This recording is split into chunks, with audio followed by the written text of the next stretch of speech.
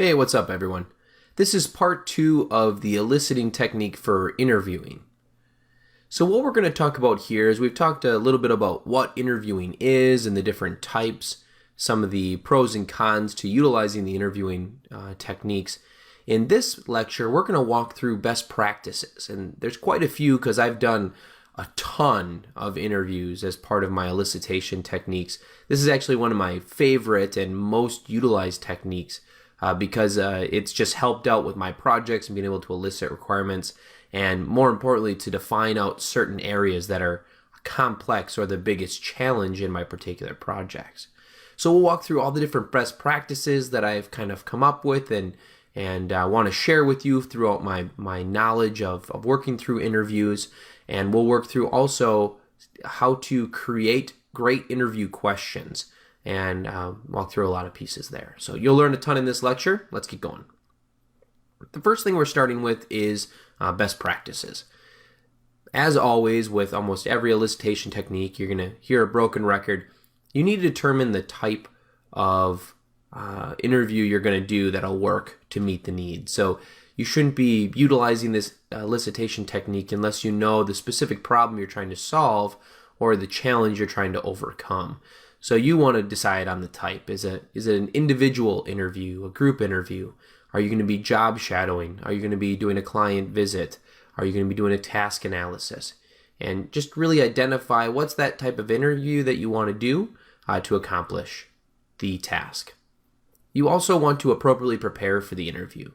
So we talked about a little bit in the specific, like in a one-on-one or a group interview, you should be using structured, scripted questions. Don't be trying to wing it and go in there and think you know better than all other business analysts and know better than people that have been doing this for years. Could it work? Yeah, maybe, but you're going to seem really unprepared, and I guarantee you're not going to get all the level of detail with all of your questions answered when you don't prepare. Do the necessary preparation. It'll save you a lot of time in the end in pulling it all together, and a lot of time in not having to go back and re-interview people because you missed certain pieces and questions and milestone details that you wanted to hit. Next is schedule interviews ahead of time. It's hard enough to get the stakeholders to buy into the interview. You want to make sure that that's scheduled ahead of time so they can appropriately plan their day and allocate time to do that interview. You don't want to be walking around and say, hey, Mr. User, can we go swing back and talk for an hour? That interrupts them. They can't plan for it. They can't set their mind right. So schedule the interviews ahead of time. And the next thing is, this goes whether you're in an interview, elicitation technique, or just in general. As a business analyst, you need to be on time. It is the ultimate disrespect when a business analyst is ever late to a meeting. You should be the first person at the meeting, generally 5 to 10 minutes early. And the same thing goes for the interview.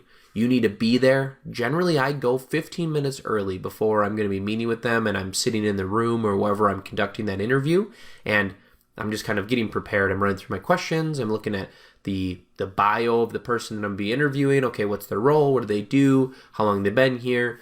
And just reviewing all of that information. So then when I talk to them, I have that, it's fresh in my memory, and I can utilize that to not only gain rapport and a relationship with them, but help drive that conversation.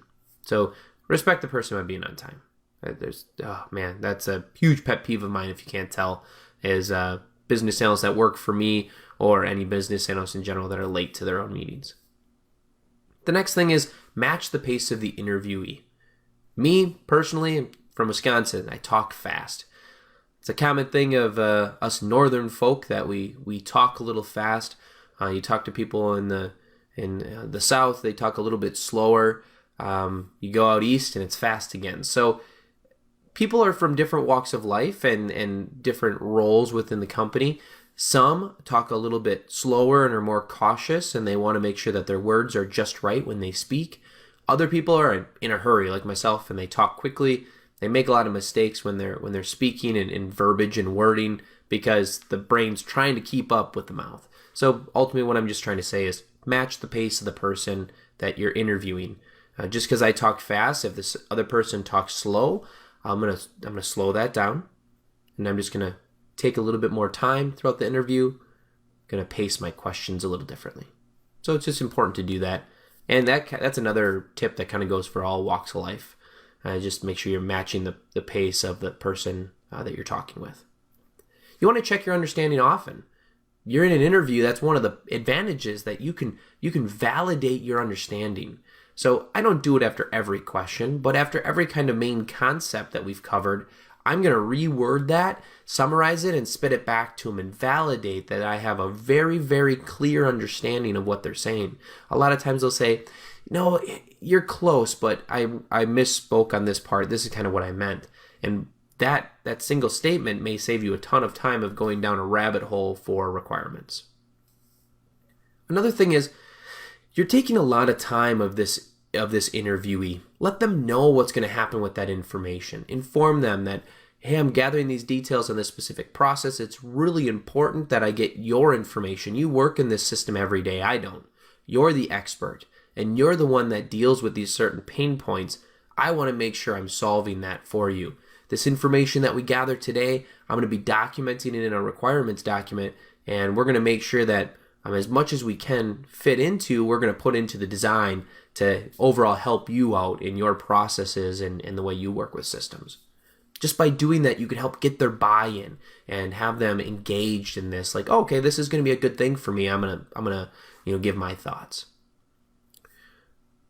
If possible, I've actually only been able to sell this once out of all the times I've ever done listening interviews, which is, I don't even know how many times, hundreds of times for different projects. I've only been able to sell it once, to pull in a secondary person that is my scribe, that's taking all of the notes from the interview. Ultimately, I'm just facilitating, conducting the interview, talking with them, having the conversation, and my scribe over there is taking the notes, not really adding any other value, but doing that. Maybe they ask a random question here and there, but generally they sit quietly in the corner and take their notes. So I don't have much experience with it. And the biggest reason is not for the lack of trying. I'd love to have somebody there, especially because I've learned many years ago that I can't type and speak intelligently at the same time. I tend to get jumbled up, as a lot of people do. So I've tried to pitch to have a scribe, but I think the biggest reason you can't get a scribe is just the cost. Interviews are expensive to begin with. For me as a business analyst to be sitting across from somebody for hours at a time, and basically doing that for maybe a couple days with all these different users and admins and people in different roles, that's costly. Now to have a second person in every single interview, you've basically doubled the time needed. So not very possible. So the other best practice that I like to do is I like to record the interview. So there's some great things. If you use Microsoft OneNote, they have recording within there.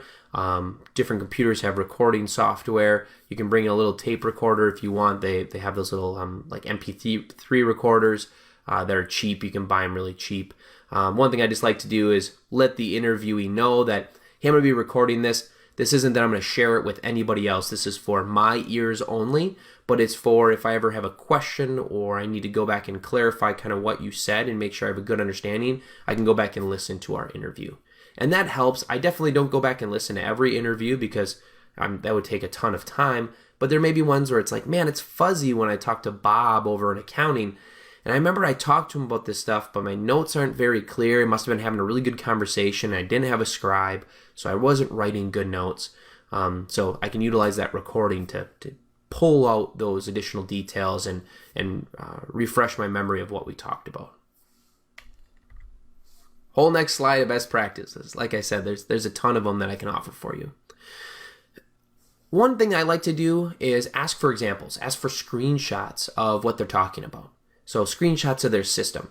When you're interviewing, you want to pull them into a secluded area. And I don't have that here in a best practice, but let's add that as a bullet, right? So you want to pull them away from their workspace.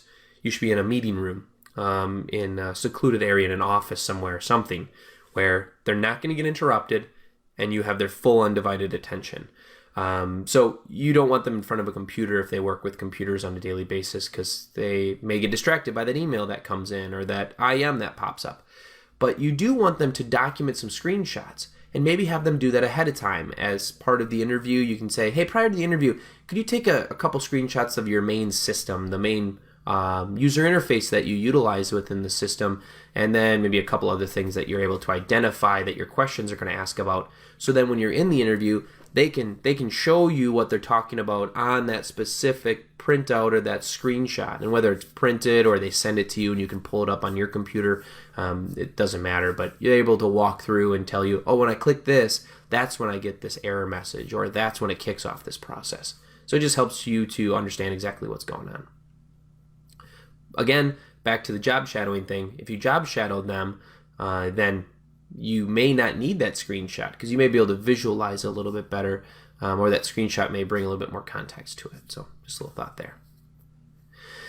You always want to interview 2 or 3 people, depending on the type of information you're trying to gather. So like I've kind of mentioned it a few times, you don't want to interview that Bob from accounting and that's it. You want to interview Bob and Dale and Betty from accounting because you want those different perspectives of the different people. Bob may be technical savvy and doesn't have an issue with it, where Betty, she's just not very technical and has some concerns with the way things are working or what have you, or would have a different visualization of a perfect system. And you want to make sure you get those different perspectives and you're taking all that into consideration as you're creating the requirements. Be sure to interview the end users. I've seen people do this. I've never personally done this. I'm not saying I'm perfect, definitely not, but I've seen it where senior management has wanted to be so engaged in the project and they think they know what they want, right? Maybe even just the management level, maybe not just senior management. Well, we know what they want. We know what the process is. We know what they do on a daily basis. Just interview us. You don't need to talk to the end users. No, wrong. The perception of what is done is usually not the reality of what is done. Corners have been cut. Processes have been changed. Processes have been completely thrown out. Processes may be in place, but nobody follows them, and everybody has their own Wild West process, and it just doesn't matter. So you want to make sure you are interviewing the end users. Not every interview, but most of these interviews should be with your end users. It should be the people that are actually working in that process, working in that system on a daily basis. They're the ones that are dealing with the pain points. They're the ones that are dealing with the system. Don't let an overzealous senior manager or manager dictate kind of how that's going to work through, and just position and tell them, I get it, and I know that you know how it's worked, but perceived process and real process are usually, different, right? What you have in place compared to what people are doing is different, and we need to make sure we're taking into account what they're doing and why, so we can adjust processes as necessary to make this system or this new process be great for everyone. Another thing is, when you are sending the interview, so sending that initial invite for the interview, you want to thank them right away. And you want to tell them how appreciative of the time that they are giving you. Many times these people are giving you time out of their day, and they're going to have to work extra later on, normally when they would leave or on the weekend, to make up for the duties that they've missed out on the interview. You want to make sure that you are showing gratitude for them. They are giving you a ton of valuable information, and you want to make sure that you are thanking them and you're grateful for that help. So make sure you send a thank you email, not just in the invite. After you send the invite, then send out a thank you email, telling them how much you appreciate them being engaged. The next thing is a follow-up email telling that person how the information will be used in the next steps of the project. So we've kind of talked about that a little bit. After the interview, tell them how that information is going to be used, and tell them the information you've gathered. You can sometimes do a little quick synopsis of what you've learned and how helpful they were, and just be really appreciative again. Again, you want this person to leave with this being a positive experience, not feeling like this was a waste of time and that there's, no changes that are going to happen after it. And last but not least, this is one that happens to me all the time. I schedule an interview, right? And maybe I schedule that interview for an hour. I get another interview for an hour right after that, another interview for an hour right after that.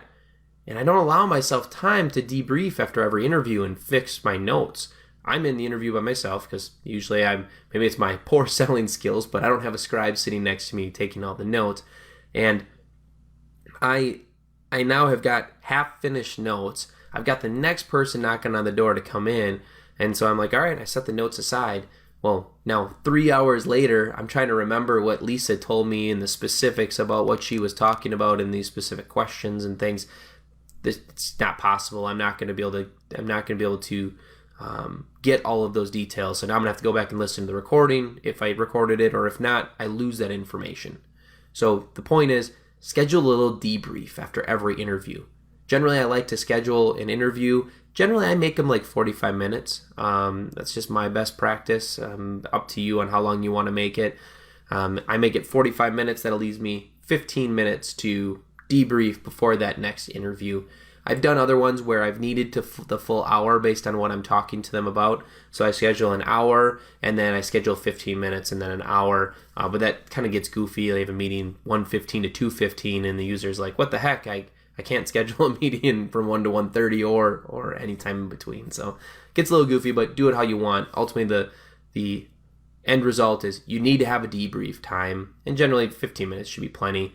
But make sure that you've got that time built in, and then maybe even have a little bit of buffer time in case that interview runs a little bit long, because that debrief time is really important. I hope that helps. Those are the best practices. And that's going to conclude part 2 of the interviewing eliciting technique. We're going to go into part 3. So I'll see you in the next lecture.